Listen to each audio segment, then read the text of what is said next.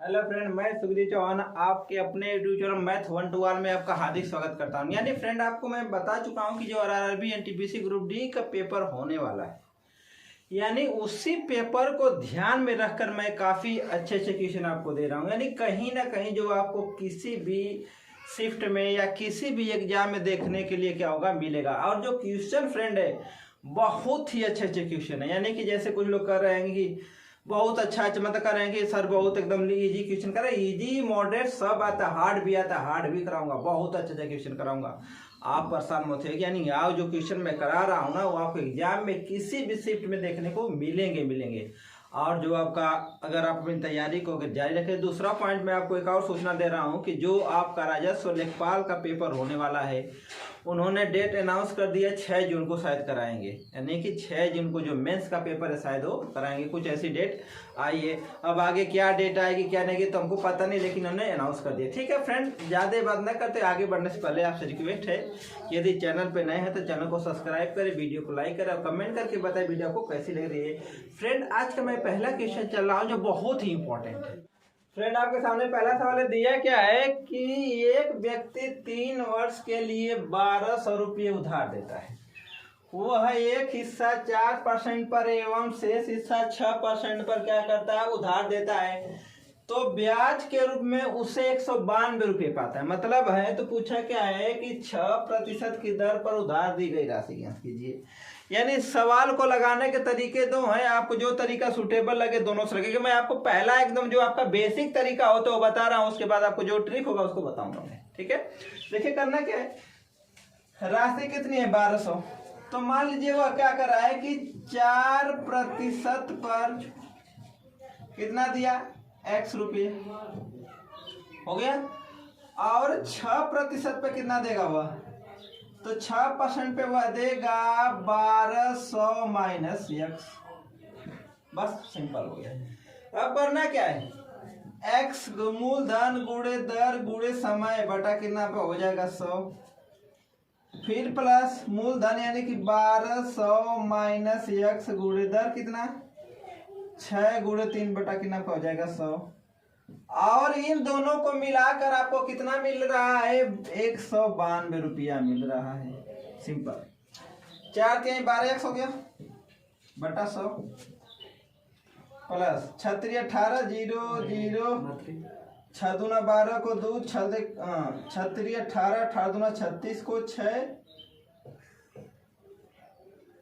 36 को 100 216 माइनस कितना 18x बटा कितना आपका हो जाएगा 100 बराबर 192। इन लोगों को जोड़ दीजिएगा, हो जाएगा आपका 12x प्लस कितना हो जाएगा 21,600 माइनस 1800 बराबर आपका हो जाएगा 192 डबल 0 सॉरी 18x है, घटा दीजिए कितना हो जाएगा, माइनस का 6x बराबर हो जाएगा 19200।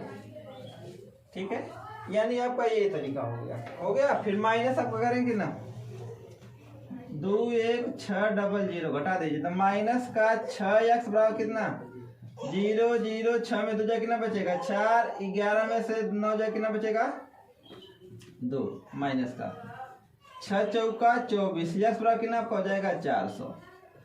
यानी कहने का मतलब ये हुआ कि यदि आपसे पूछ देगा कि 4% पे कितना दिया तो कितना दिया 400, अगर पूछ देगा 6% में तो 1200 में से 400 घटाए कितना हो जाएगा आपका 800 हो जाएगा।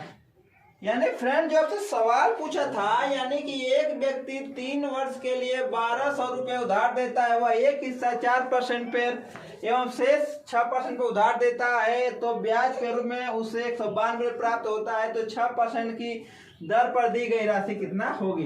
तो आपका जो टाइप यानी कि जो पहला तरीका होता है, यानी कि जो पहला तरीका जो बेसिक है आपका वो सवाल है, यानी कि 4% में हमने मान लिया 400, 6% में मान लिया इतना, यानी इन दोनों को सॉल्व किया तो आपका आंसर आ गया।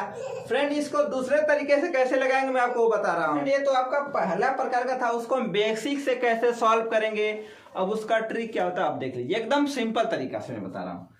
आपको ब्याज कितना मिला 192 गुणे कितना आपका 100, यानी कि मैं यहाँ पे दर निकाला, आर निकाला, आर बराबर धन कितना है 1200 समय कितना आपका 3, निकालिए।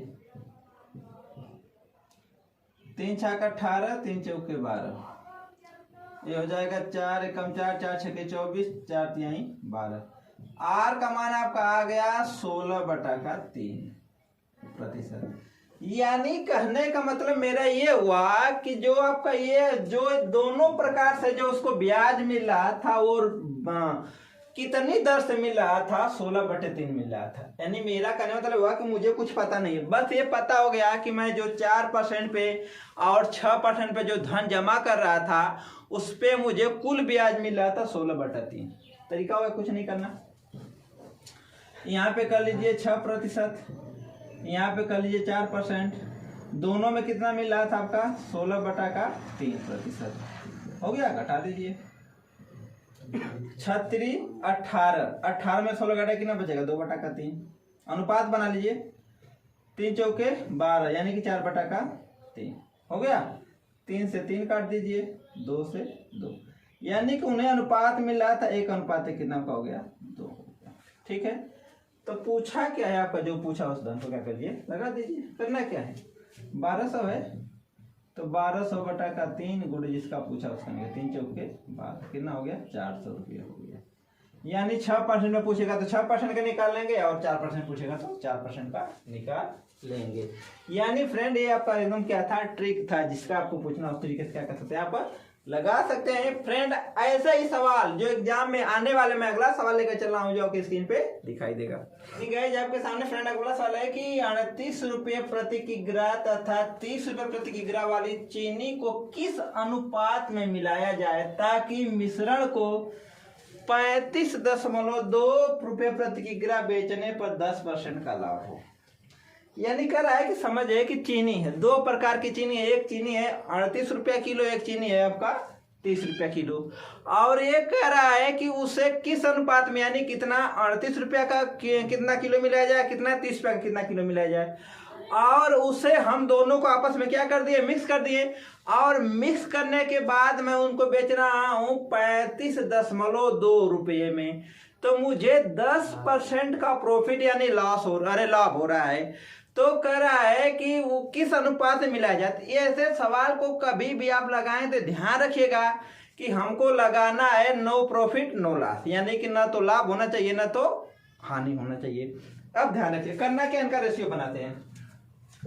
तो यानी कि 35.2 रुपये में बेचने पे 10% का लाभ होता है, तो हमको नो लाभ लो यानी कहने का मतलब 110% की वैल्यू कितना है 35.2, तो 1% की वैल्यू कितना आपको हो जाएगी 35.2/110।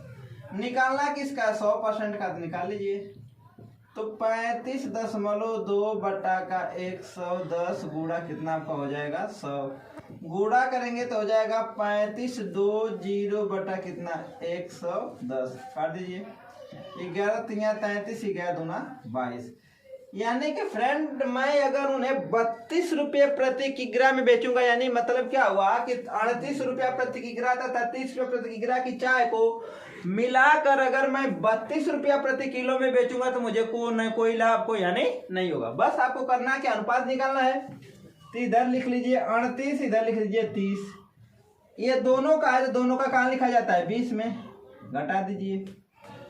32 में से 30 जाएगा कितना बचेगा 2, 38 में से बचे कितना बचेगा 6, रेशियो बना है 2 तिहाई 6, 1.3, यानी कि जो उनका अनुपात होगा 1.3 होगा। यानी कहने का तात्पर्य हुआ कि अगर मैं 38 रुपये का जो चीनी है अगर 1 किलो मिलाता हूं तो 30 रुपये वाली का मिलाना पड़ेगा 3 किलो मिलाना पड़ेगा। अनुपात में कुछ भी हो सकता है, लेकिन समझाने के लिए मैं लिख रहा हूं। यानी इस सवाल को लगाने का तरीका आपका यही है कि हमेशा ध्यान रखिएगा कि नो प्रॉफिट नो लॉस पे हमको सवाल को क्या करना है, सॉल्व करना है। तो फ्रेंड ऐसा ही जो एग्जाम में आने वाले प्रश्न होते हैं मैं अगला क्वेश्चन लेकर चल रहा हूँ जो बहुत ही इंपॉर्टेंट है। यानी फ्रेंड आपके सामने चल दिया है कि राम के पास मोहन से 6 रुपये अधिक एवं सोहन से 9 रुपये अधिक हैं। यदि तीनों के पास मिलाकर कुल 33 रुपये हैं तो राम का हिस्सा क्या होगा। यानी सवाल बहुत है, इसमें बच्चे कंफ्यूज जाते हैं सर क्या करें क्या नहीं करें। करना क्या है मैं आपको बता रहा हूं कि ऐसे सवाल को कभी भी ऐसे देखना है कि जिसका रिलेशन सबके साथ हो उन्हीं को मानो। यानी कहने मतलब इसमें ये ढूंढो कि किसका रिलेशन सबके साथ है, यानी कि जो मैं बताया चुका हूं कि उन्हीं को करना है कि जिनका रिलेशन तीनों के साथ है। तो यानी कि राम का रिलेशन किसके साथ है? तीनों के साथ। तो मैं क्या मान लूं? राम को माना। अगर मैं मान लूं कि राम के पास कितना था, राम के पास अगर मान लूं मैं कितना था, x रुपये था। कितना था? x रुपये। तो मोहन के पास कितना होगा? तो राम मोहन से 6 अधिक है ना, तो मोहन के पास कितना होगा? x माइनस 6 होगा। क्यों? क्योंकि राम ज्यादा, मोहन नहीं। सोहन के पास कितना होगा? तो सोहन क्या है? राम से 9 रुपया कम है, तो कितना हो जाएगा? x minus 9। अब तीनों को जोड़ लीजिए, तो x plus x minus 6 plus x minus 9 बराबर आपका है 33 रुपया। हो जाएगा 3x माइनस 9 6 15 बराबर आपका हो गया 33। तो 3x पूरा कितना हो जाएगा? 33 माइनस प्लस 15, 3x कितना आ जाएगा आपका? 48। x का मान कितना आ गया? 16।